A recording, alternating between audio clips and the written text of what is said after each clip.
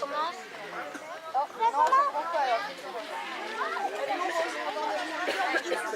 C'est la nage qui vient.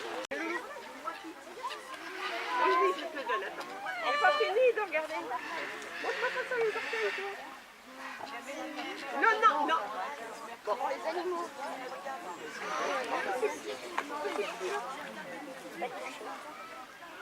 Tiens, Lignon.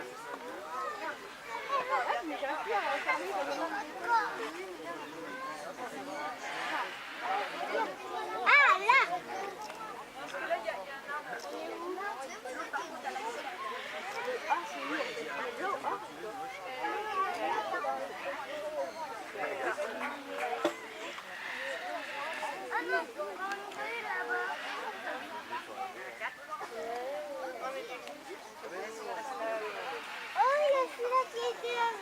Regarde, ils arrivent tous.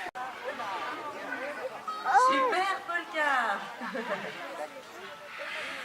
Alors le prix à payer pour avoir une bonne vision, l'opacité de voler en silence. C'est grâce à un petit duvet qu'il y a sur leur plume qui insonorise le vol. Comme ça, ne faisant pas de bruit quand ils chassent, ils ont plus de chances de surprendre leur proie, surtout dans le noir. Alors je vais couper mon micro pour l'appeler.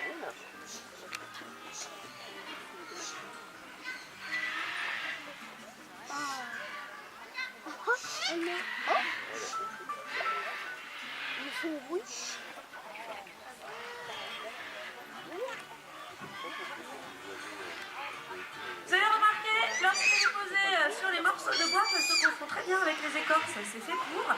Les rapaces nocturnes ont dit qu'ils ont un plumage mimétique qui leur permet de se confondre dans leur environnement et de rester le plus camouflé possible et le plus discret. Alors je vous ai parlé de ces petites proies qui se déplaçaient sous la neige. Quelles vont-elles être, les proies de la petite chouette? Ouais, des souris bien sûr, tout ce qui est rongeur, une locopagnole. Elle peut aussi s'attaquer à quelques reptiles, et pourquoi pas avec des petites grenouilles si elle en trouve.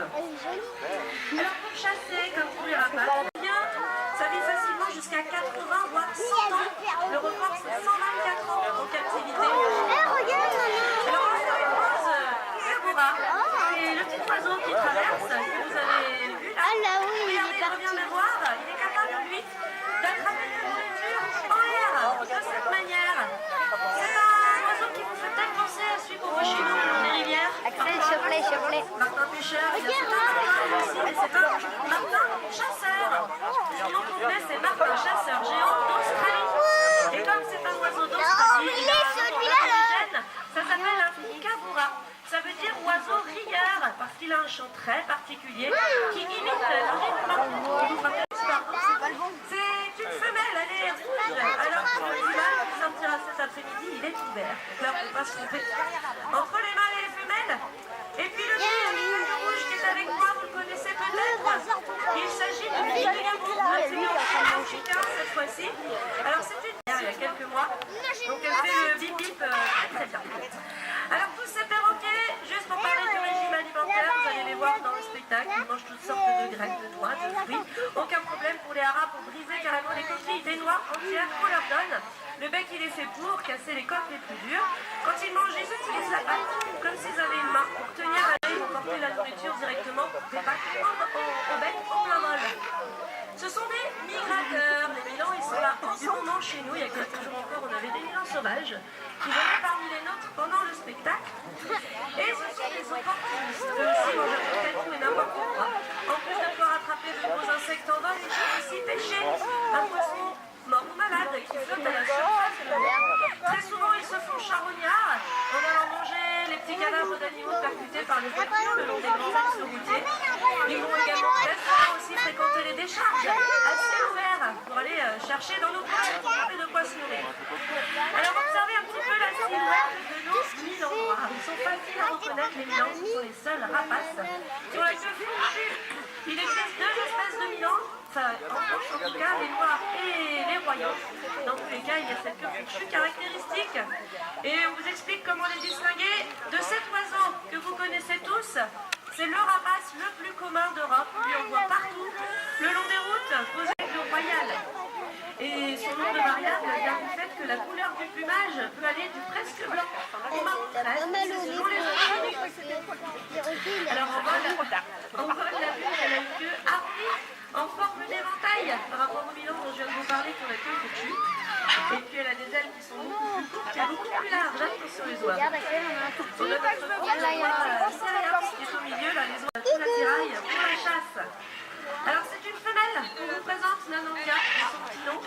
sachez que chez les rapaces, ce sont les femelles qui sont plus imposantes que les mâles.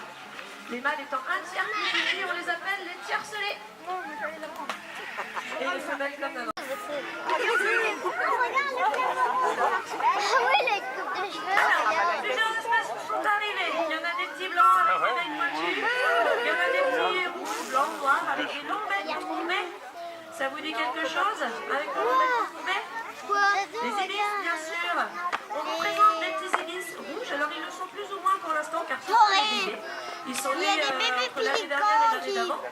Ils ne mettent pas avant de devenir tout rouges les ibis. Sinon, s'ils laissaient rouge dans les nids, ils seraient mangés tout de suite par les prédateurs. Donc ils naissent tout noirs et deviennent rouges au fur et à mesure de leur croissance. Alors, je suis en train de disposer un petit peu de nourriture dans l'eau pour les ibis. On va y arriver aussi. À chaque fois que j'ouvre la boîte, elle arrive. C'est pour vous montrer comment ils utilisent ce long bec qui les caractérise. Ça fonctionne un peu comme des baguettes chinoises, le bec des ibis. Ils vont fouiller dans l'eau, dans la terre, dans la base. Dès qu'ils sont dans la partie sud de l'Afrique, en dessous de l'équateur, elles mangent là-bas les sauterelles et les criquets.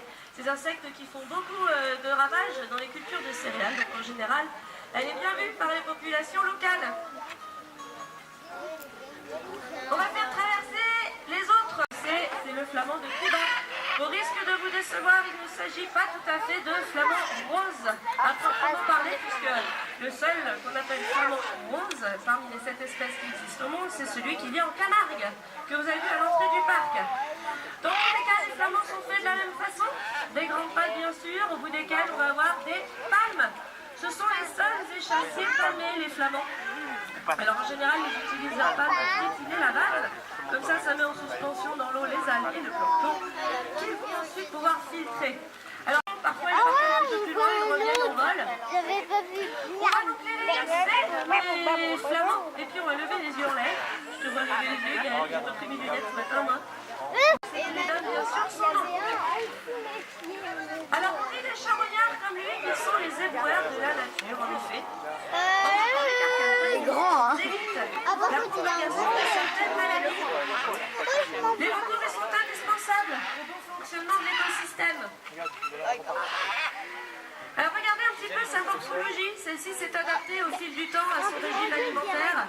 Le charognard, déjà lui, il est quasiment chauve sur la tête et sur le cou.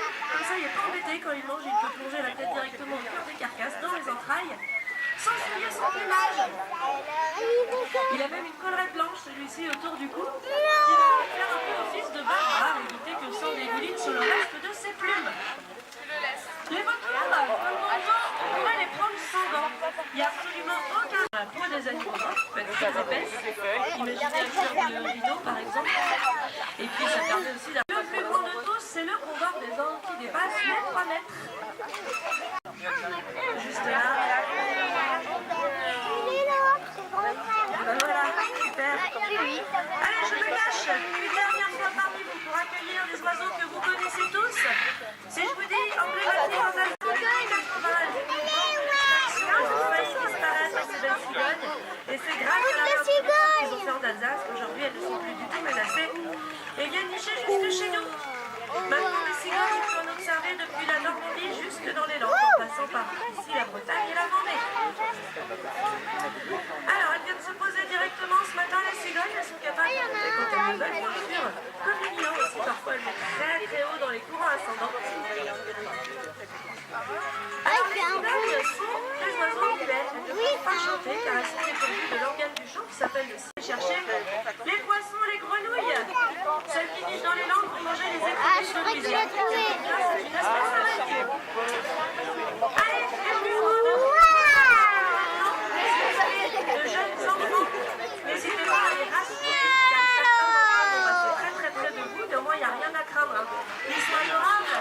Ce sont les pélicans qui vont arriver maintenant. Alors là, Les pélicans. Mais juste avant, quand tu ouvres les ailes. on va accueillir les plus grands, les pélicans blancs qui dépassent les 3 mètres d'envergure. On les place d'ailleurs en 3e position en nouvelle à la pêche par contre. Gaëlle va nous les décaler un petit peu plus loin. Le flamand a l'air bien motivé aussi d'ailleurs de suivre. On va peut-être la voir s'envoler. Elle les décale un petit peu et on va leur proposer une traversée face à vous pour vous faire apprécier l'envergure de ces grosses bêtes. Ah, bah c'est pour ça que je me disais. Et puis les pélicans, voilà la pêche. pêche, évidemment, ils sont équipés de leur fameuse poche. La poche qu'ils ont sous le bec est très élastique, elle fait un peu office d'épuisette. Et ils s'en servent pour attraper les poissons. On dit que la poche peut contenir jusqu'à une douzaine de litres d'eau. Allez, on fait un petit décollage avec le flamand. Ouais, décollage de licorne de flamand en même temps.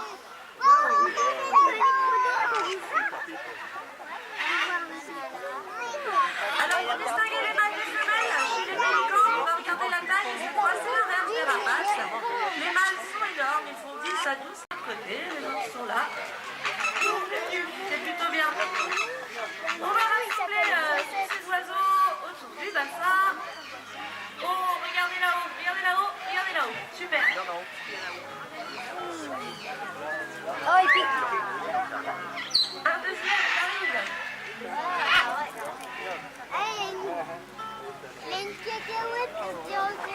Ouais, pas mal. On va donc terminer sur cette image avec les piquets d'éminents, avec tous ces oiseaux parmi nous. On espère que vous avez passé un bon moment. On vous souhaite aussi bien sûr de passer une très bonne journée sur le parc. Je rappelle avant de se quitter tout de même que les consignes du début sont toujours valables jusqu'à ce qu'on ait terminé de rentrer nos oiseaux. Ne les touchez pas s'il vous plaît, n'essayez pas de les caresser, ils n'aiment pas ça, ils pourraient vous répondre avec un coup de bec, même s'ils sont sympas, il faut faire attention quand même. Ne les nourrissez pas s'il vous plaît, ni popcorn, ni gâteau, ni autre nourriture. On a surtout nos petits ibis là qui ont pris l'habitude d'aller quémander du popcorn à la fin du spectacle.